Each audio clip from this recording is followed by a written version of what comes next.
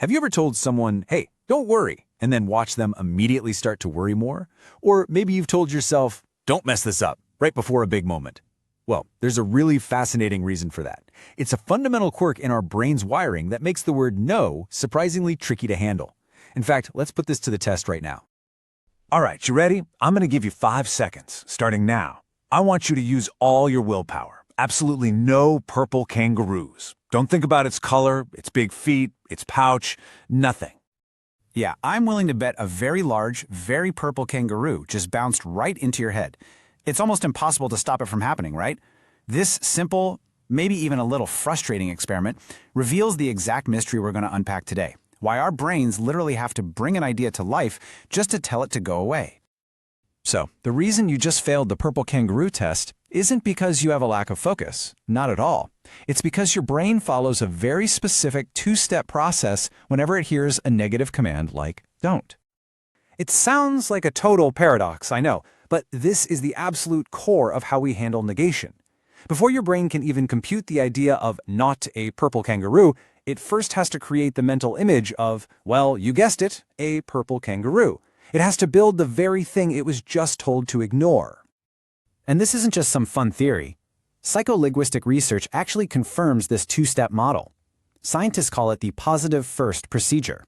Your brain must first activate the main idea, our purple kangaroo, before it can even begin to process the not part. It's a mandatory first step. There's no way around it. And this right here illustrates the whole thing perfectly. Look at step 1. When I said don't think of a purple kangaroo, your brain's imagery systems fired up and went to work building one. It's only after that image exists that your brain can finally move on to step 2, trying to get rid of it, maybe by putting a big mental X over it. But by then, of course, it's too late.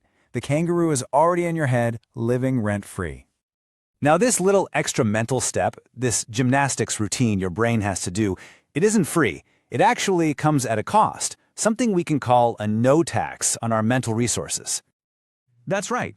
Every time you have to process a negative statement, your brain has to work harder, and it takes longer than it would for a simple positive one. And this isn't just a feeling. It's a delay we can actually measure in a lab. This chart just lays it out so clearly. In study after study, when people are asked to verify simple sentences, the results are always the same. It takes a lot longer to process the negative ones. You see that gap between the 2 bars? That's it. That's the cognitive tax you pay for that extra step of dealing with the word no. And this isn't some one-off finding. Research from journals like Language and Cognition consistently shows the same thing. The data is clear. Our brains are just wired to be more efficient when they're told what to do, not what not to do. This delay isn't a bug. It's a feature of how we think.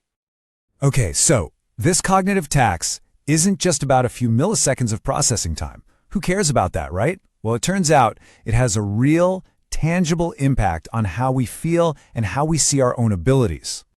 Think about it. When you hear the word no or don't, it often comes with a little bit of a sting, right? A feeling of being blocked or maybe even a failing. And that's not just you being sensitive, it's directly connected to how our brains link our performance with our sense of who we are. Research by Professor Martin Covington really gets to the heart of this. He discovered that our sense of self-worth is deeply, deeply tied to our belief that we are competent. So when we hear no or don't do that, our brain can interpret it not just as a direction, but as a judgment on our ability. It signals a potential failure, which can tap right into that fear of being seen as not able, and by extension, maybe not worthy. Okay, so we know that no is inefficient for the brain and frankly can feel kind of bad. So what do we do about it? Well, the solution is surprisingly simple, and it all comes down to flipping a little linguistic switch from negative to affirmative. This is the key takeaway for all of this. Instead of forcing our brains through that clunky 2-step process of imagining a failure and then trying to cross it out, we can give it a direct, positive path to follow.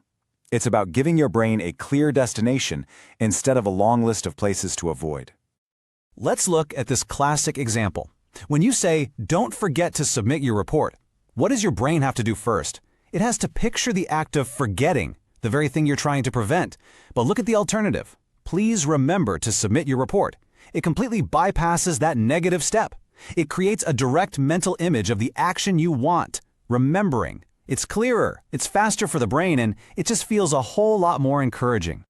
And you can start putting this into practice immediately. This little affirmative toolkit is full of words that inject energy and positivity into your conversations. So instead of saying, "That's not wrong," you can say, "That's true," or "I agree." These words signal alignment and validation, and they make communication way more effective and, frankly, more efficient for everyone's brain. So, the next time you're about to say the word don't, just pause for a second. Ask yourself, what do I actually want to happen here? By framing your goals, your feedback, and even your own self-talk in positive, affirmative terms, you're not just being an optimist. You're working with your brain's natural wiring, not against it. What will you accomplish when you start pointing toward the solution instead of just pointing away from the problem?